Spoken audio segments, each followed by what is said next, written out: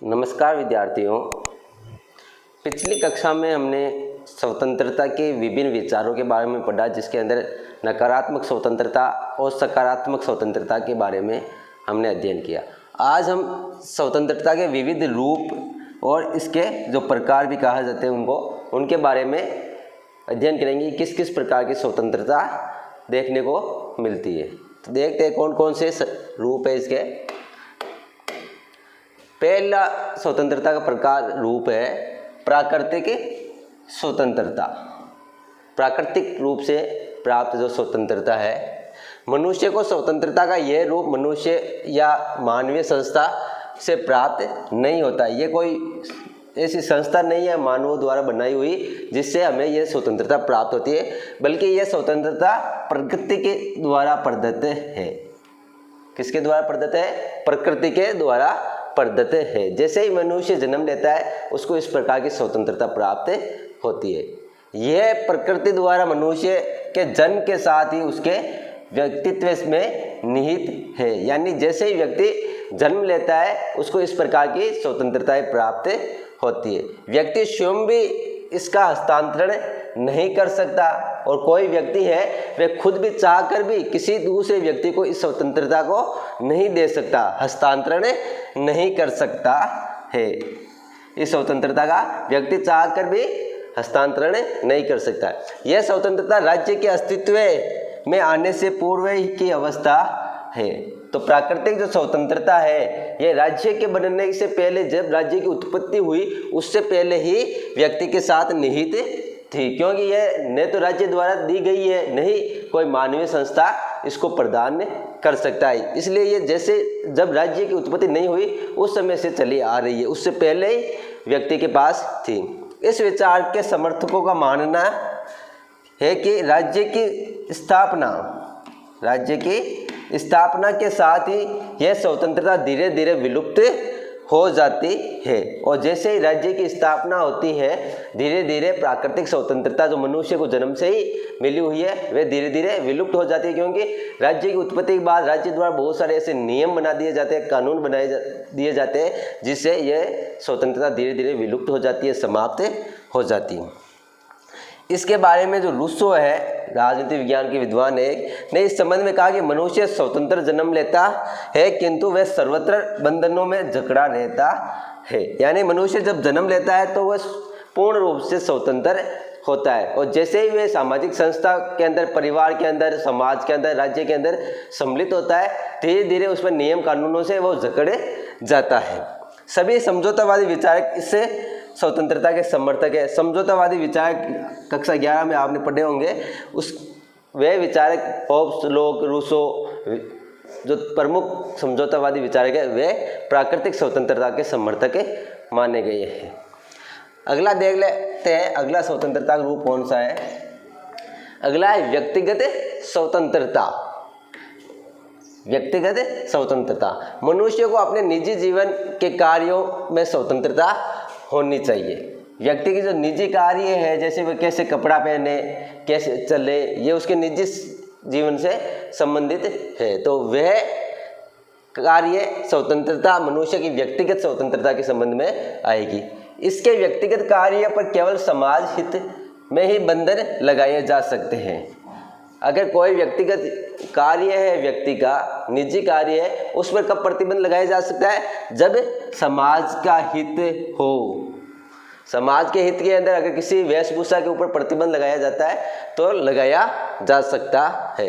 लोकतांत्रिक देशों में नागरिकों की स्वतंत्रता का विशेष महत्व है। लोकतांत्रिक देशों में जो नागरिक है उनके लिए स्वतंत्रता का विशेष महत्व है। उन्हें अपनी पसंद, अपने विचार, अभिव्यक्ति और मूल्यों के अनुसार जीवन जीने की स्वतंत्रता होती है। लोकतांत्रिक जो देश होते हैं वहाँ के नागरिक हैं, उनको उनकी पसंद से उनके विचार प्रस्तुत करने के, अभिव्यक्ति देने के, या उसके जो मूल्य है जीवन के, उनके संबंध में स्वतंत्रता होती है, क्योंकि उनके जीवन से संबंधित होती है। वेशभूषा, खान पान, रहन सहन, परिवार, धर्म आदि क्षेत्रों में व्यक्ति को पूर्ण स्वतंत्रता होनी चाहिए, क्योंकि ये उसके निजी मामले है। वो कैसे रहे, कैसा खाना खाए, कैसा उसका परिवार हो, किस धर्म को अपनाए। व्यक्तिगत स्वतंत्रता मनुष्य की जीवन शैली से संबंधित है। इसका प्रभाव जैसे समाज में पड़ता है, प्रारंभ हो जाता है, इस पर नियंत्रण अपेक्षित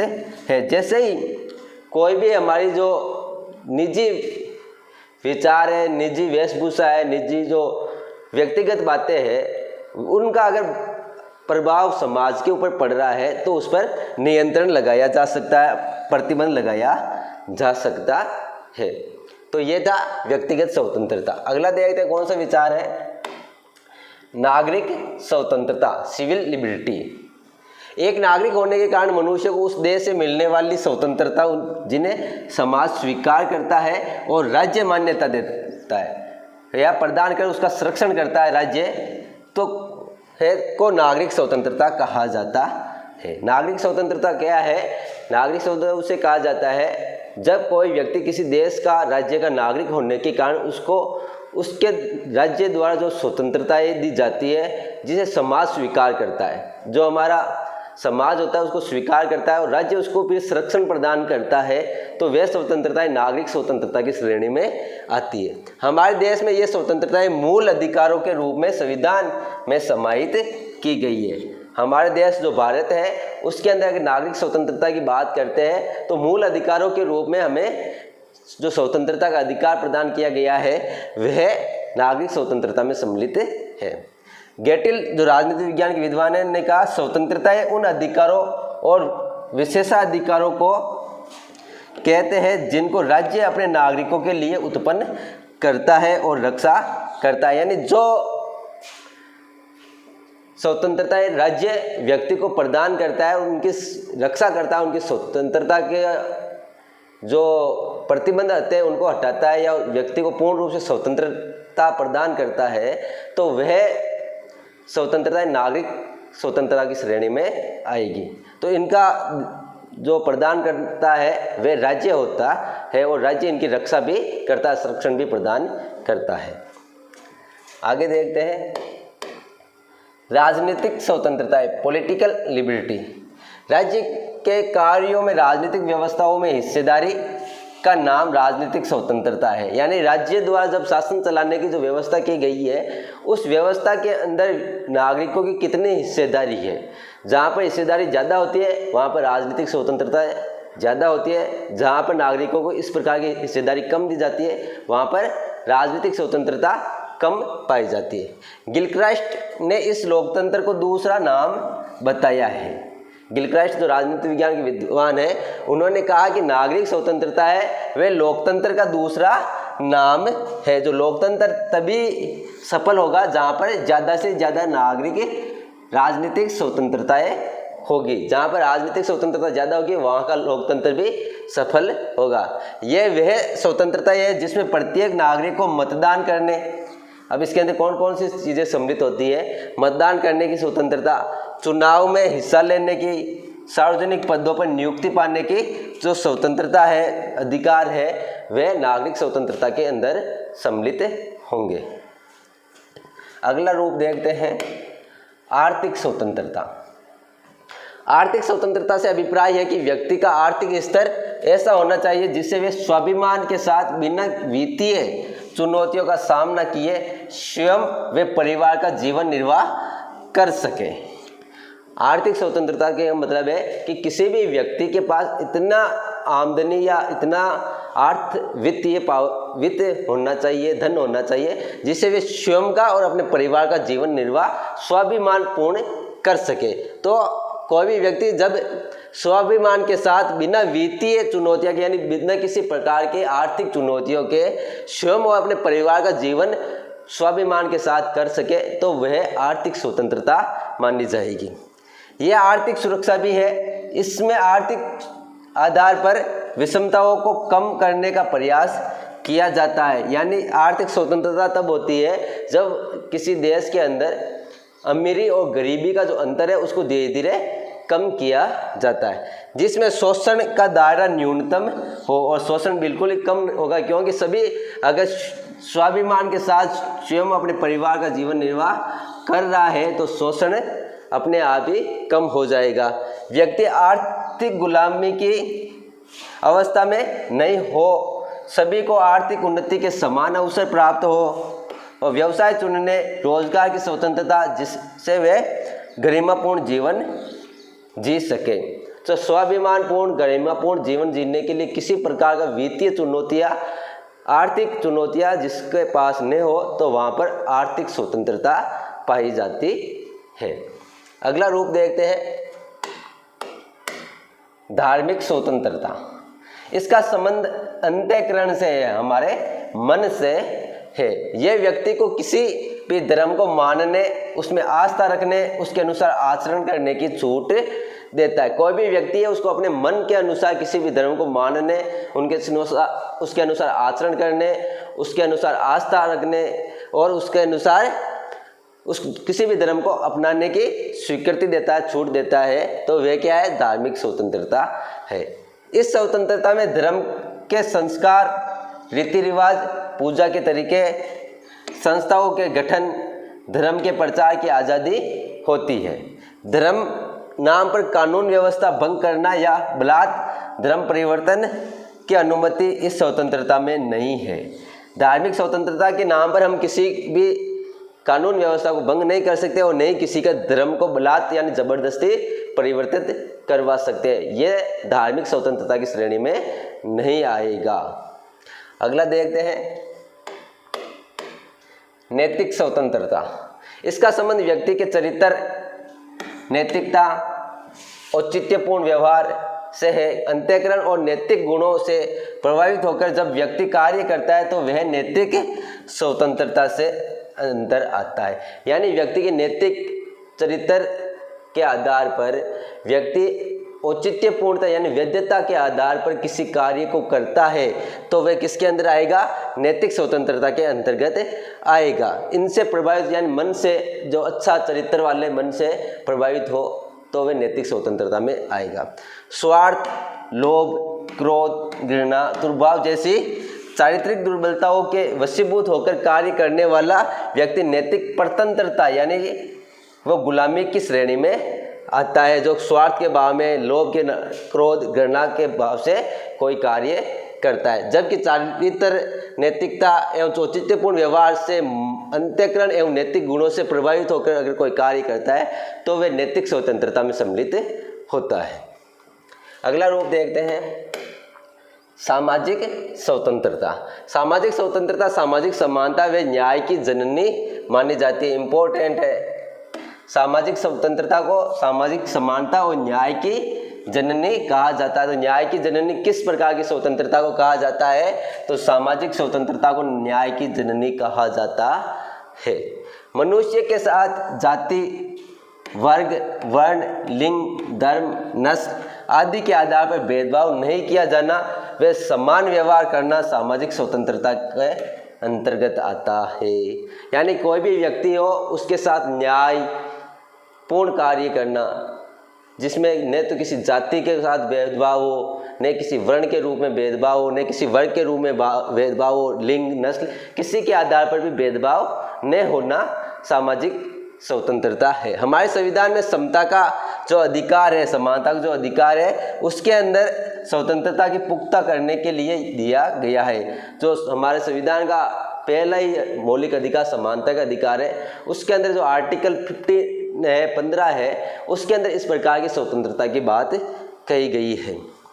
कानून के समक्ष समता व समान कानूनी संरक्षण प्राप्त हो, यही सामाजिक स्वतंत्रता आती है जो आर्टिकल 14 के अंदर दिया गया है। यानी कि कानून के सामने सभी समान हो और समान कानूनी संरक्षण सबको प्रदान किया जाना सामाजिक स्वतंत्रता का स्वरूप है।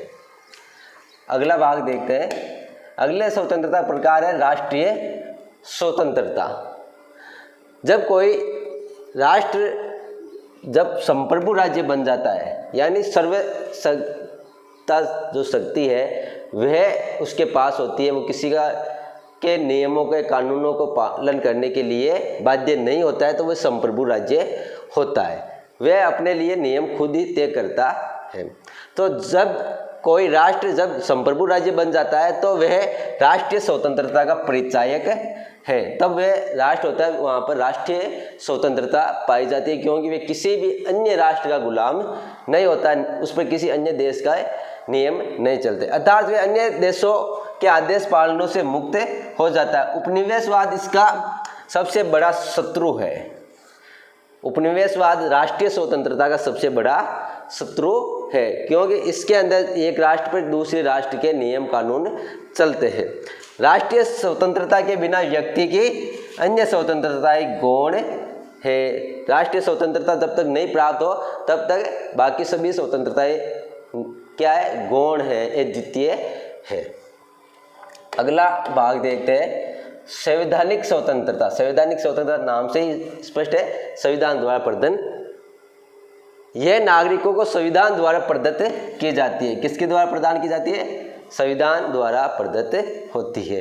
संविधान ऐसी स्वतंत्रता की रक्षा की गारंटी भी देता है। उन स्वतंत्रताओं का अगर हनन होता है तो संविधान उनकी रक्षा की भी व्यवस्था करता है, जिसमें शासन भी इसमें कटौती नहीं कर सकता है। राज्य होता है वह भी इन स्वतंत्रताओं में कमी नहीं कर सकता है। भारतीय संविधान के अनुच्छेद 32 नागरिकों को संवैधानिक उपचारों का अधिकार देता है, जो कि हमारे जो अन्य अधिकार है, अन्य स्वतंत्रताएं, उनकी रक्षा करता है। तो ये थे संविधान के विभिन्न रूप।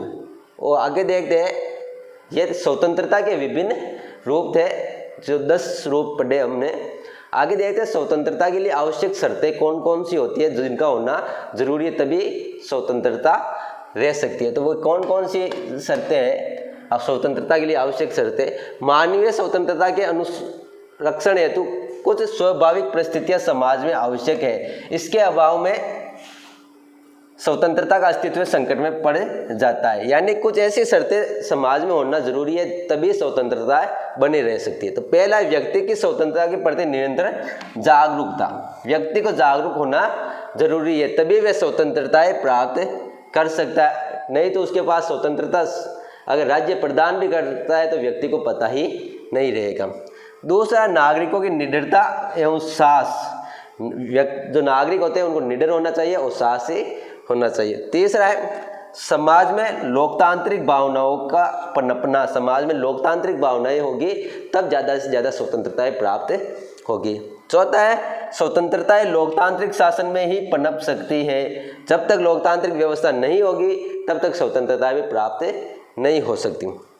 पांचवा, साथी नागरिकों का विशेषाधिकार प्राप्त नहीं होना। किसी भी व्यक्ति को, जो हमारे साथी है, उनको किसी प्रकार का विशेषाधिकार प्राप्त नहीं होना। अगर किसी को विशेषाधिकार होगा तो स्वतंत्रताएं नहीं प्राप्त हो सकती है। किसी व्यक्ति को स्वतंत्रता होने पर अगर विशेषाधिकार प्राप्त है तो वह दूसरे की स्वतंत्रताओं के लिए बाधक बन जाता है। और कौन कौन सी शर्तें हैं देखते हैं। अगली शर्त है, आर्थिक दृष्टि से समतामूलक समाज। आर्थिक दृष्टि से समतामूलक यानी आर्थिक दृष्टि से किसी के सामने इस प्रकार की चुनौती नहीं होगी, वे अपना जीवन निर्वाह करने में ही समस्याग्रस्त हो जाए या प्रॉब्लम में आ जाए। सातवां, पक्षपात विहीन विधि का शासन। विधि ऐसी होनी चाहिए जो सबके लिए समान हो, तब स्वतंत्रताएं बनी रह सकती। प्रेस की स्वतंत्रता होनी चाहिए, निष्पक्ष जनमत होना चाहिए, समाज में शांति और सुरक्षा का वातावरण बना रहेगा तभी स्वतंत्रताएं बनी रह सकती है। स्वतंत्र न्यायपालिका होगी और संविधानवाद होगा, तब ज़्यादा से ज़्यादा स्वतंत्रताएं होगी। इनके बिना हम जो स्वतंत्रता है उनका प्रयोग नहीं कर सकते। अब आगे देखते हैं स्वतंत्रता के मार्ग में आने वाली बाधाएं कौन कौन सी है। स्वतंत्रता के मार्ग में आने वाली प्रमुख बाधाएं, तो कौन कौन सी बाधा है? अपनी स्वतंत्रता के प्रति जागरूकता का अभाव। व्यक्तियों के अंदर जो स्वतंत्रता होती है उसके प्रति जागरूकता का अभाव होता है, जिसके कारण वे स्वतंत्रता का प्रयोग नहीं कर पाते। दूसरा, अशिक्षा। व्यक्तियों का, नागरिकों का शिक्षित नहीं होना भी स्वतंत्रता का प्रमुख बाधा के रूप में देखा जाता है। तीसरा, गरीब और संसाधनों का अभाव, यानी आर्थिक रूप से सक्षम नहीं होना भी स्वतंत्रता के मार्ग के प्रमुख बाधा है। चौथा है, न्यायपालिका के कार्यों में कार्यपालिका का हस्तक्षेप। जो कार्यपालिका है, कानून बनाने वाली जो लागू करने वाली जो संस्था है, उसका अगर न्यायपालिका में हस्तक्षेप होगा तो न्यायपालिका समान रूप से न्याय नहीं कर पाएगी, जिससे स्वतंत्रताएं प्राप्त नहीं होगी। पांचवा, संविधान व कानूनों के प्रति सम्मान का अभाव। नागरिकों होते हैं वो कानून का सम्मान नहीं करते हैं, तब भी क्या है, स्वतंत्रताएं प्राप्त नहीं होती है। अराजकता पूर्ण वातावरण होता है। कार्यपालिका का स्वेच्छाचारी होना, ज़्यादा स्वेच्छाचारी कार्यपालिका होगी तो भी स्वतंत्रताएं प्राप्त नहीं होगी। लास्ट है, राष्ट्र विरोधी तत्व तथा आतंकवाद का पनपना स्वतंत्रता के मार्ग में प्रमुख बाधा है। तो आज हमने स्वतंत्रता के विभिन्न रूप, स्वतंत्रता के मार्ग में आने वाली बाधाएं, स्वतंत्रता के लिए आवश्यक शर्तों के बारे में अध्ययन किया। आज की कक्षा में इतना ही। अगली कक्षा में हम समानता के बारे में अध्ययन करेंगे। तब तक के लिए नमस्कार।